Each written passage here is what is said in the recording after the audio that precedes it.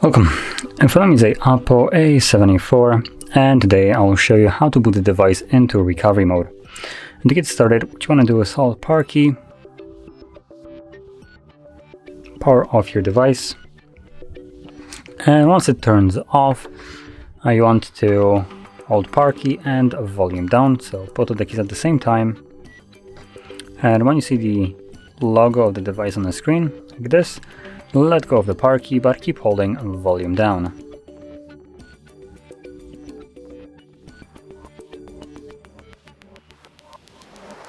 Once the language selection, you can let go of the volume down and tap on the language that you wish to use.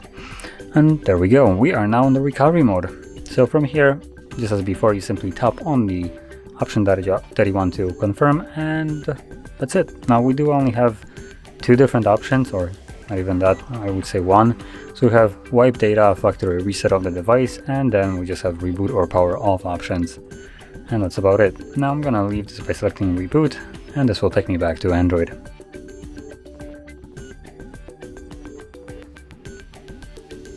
And there we go, as you can see, we're now back in Android.